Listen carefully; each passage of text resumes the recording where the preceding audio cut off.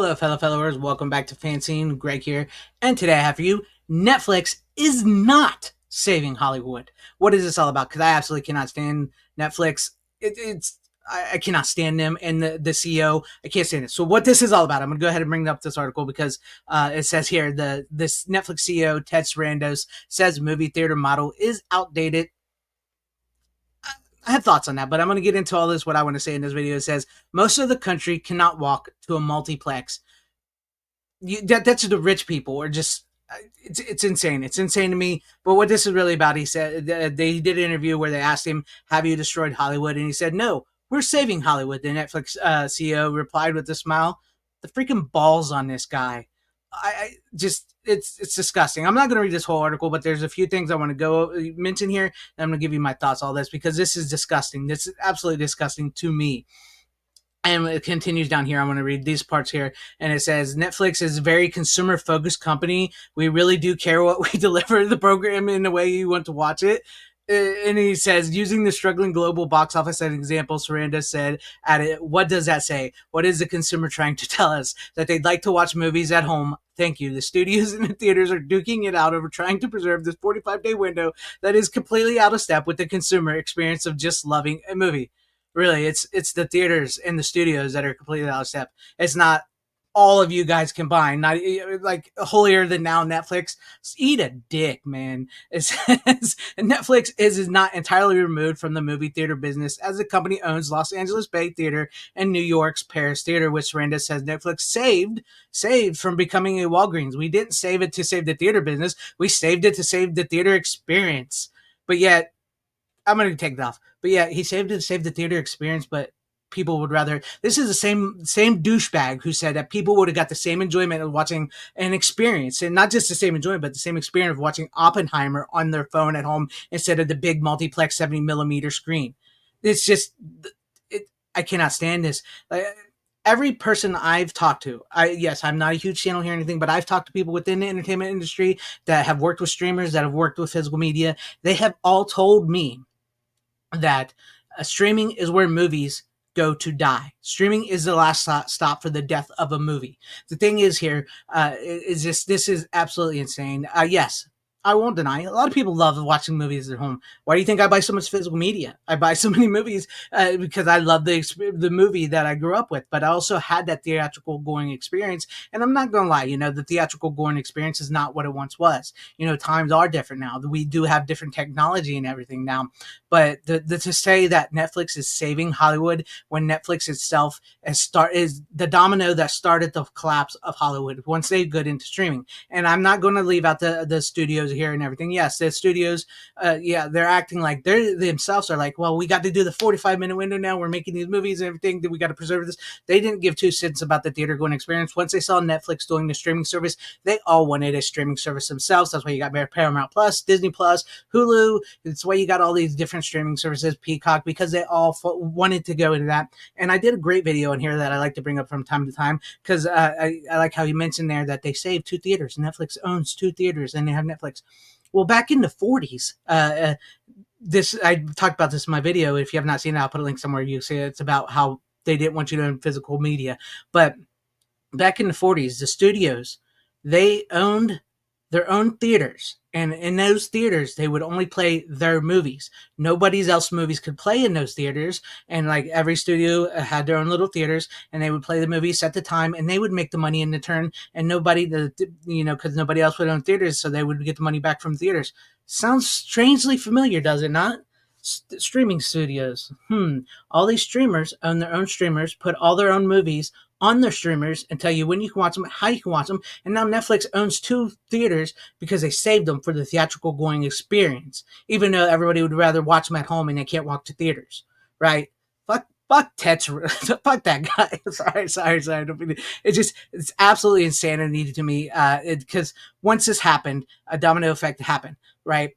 Like I said, this is 2025. This is no longer the 80s and whatnot as well. But we are so inundated with so many movies and TV shows and streaming events and special broadcast television miniseries and stuff all through streaming now that it's just so much, it's just content, and they're all in the race to compete with each other to see who can pump out the most content. And by the wayside, all the movie theaters and stuff went downhill. Everything, they're not as well taken care of as they once was. The movies going to theaters are not good, but there are times where, like, yes, when a movie hits, so people went. There's Top Gun Maverick, there's Oppenheimer, there's Barbie, there's Sinners, the new movie Sinners that just came out, which Variety did a hit piece on itself and can't understand how it made so much money. I haven't seen Sinners, but I heard a lot of people like it. But there are you hit the right movie, people will go to the theater to see it. Yes, people do like to sit at home and watch movies. Yes, they do. But it's like the fact that try to say that Netflix is saving Hollywood when Netflix is the first domino that fell into this, and all these stupid studios went into this, and not long of that, they're all trying to make content. They're all trying to push out the most they can and get those viewing numbers up on their streaming. And everybody's told me streaming is where movies go to die. And then on top of that, you have like the like modern time messaging inside of movies and stuff that really they're like, because nobody cares about movies anymore, especially the younger generation. But if you hit that right movie like Top Gun Maverick, Sinners, and Barbie and Oppenheimer, people will go see it. But the thing is, we've been so inundated with so much crap and so much of the studios and streamings and this, shoving that, that it's kind of pointless. And the computer algorithm trying to tell you, I can't get behind that. That disgusts me. But I do want to bring up, there's this movie called 5/25/77 about director Patrick Reed. It's an autobiography movie about him, and he was legitimately the first person to see Star Wars outside of George Lucas and all the people that worked on him. He's the first fan of Star Wars. He was the first person to ever see Star Wars on a big screen outside of them, and he made a movie about it. And there's a great scene in this movie where it's basically the main character Patrick himself. He's not he's being played by an actor, but there's this great scene in the movie where it's sort of like this cathartic moment, like therapeutic moment, where he's talking about why he wants to make movies and stuff, and it's really designed to help him. But he makes a great point in it. I want to close out this video with that. He talks about how in a movie theater, and when the lights go down, there's 500 people in the theater sitting side by side who would never sit beside you in real life. It doesn't matter, who you are, nerd, jock, whatever, because he's in high school, or if your political, religious beliefs. You're all sitting together in this theater, enjoying something. You're laughing, you're crying, you're clapping, you're enjoying something. And that is what the movie going experience is all about. Have we lost that? Yes, to an extent we have. And I believe that's partially Netflix's fault. I do, because once they decided to shutter DVD and shutter all that and make everything streaming, when it's basically becoming cable now, and basically, in my opinion, streaming should have been made for just TV. Because if you really look what's hitting on streaming services outside of like old stuff, like some of the most watched stuff on streaming is like Little House on Prairie, Gunsmoke, stuff like that. But it's mostly TV shows, and now they're doing live events. It's basically cable, right? So they've destroyed any love people have for movies.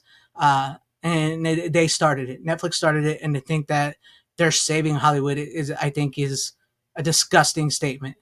But if you've not seen 5/25/77, I highly recommend it. Physical media. I don't even know if this is streaming anywhere. It may not be, but check it out. About director Patrick Reed Johnson, about how he was the first person to ever see Star Wars.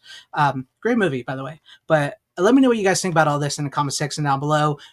Your thoughts on Netflix, the theater going experience, and yes, it's so much more than Netflix. It's so much more than Netflix. But Netflix is the cog in the wheel that started it all. And I cannot get behind them trying to say they saved Hollywood. Leave me your thoughts and comments down below. And if you like what you saw here, maybe consider hitting that like button or subscribing, hitting that bell for notifications. That'd be awesome. If you're on you guys' subscriptions, possibly share the video out for everybody to see, or join and become a channel member, because that would help out my channel immensely. Thank you, and shout out to all my channel members. I appreciate each and every one of you guys. Thank you guys for being channel members here and for all of your support. To everybody watching, whether you like me, hated me, or like this video, or hated this video, I thank you for sticking this long wherever you all are. Please have a great, safe, happy, healthy day, morning, afternoon, evening, and night. Always support physical media and the theater going experience when you enjoy going to the theater, because they truly are the superior format now more than ever. And Netflix can eat a dick. Godspeed.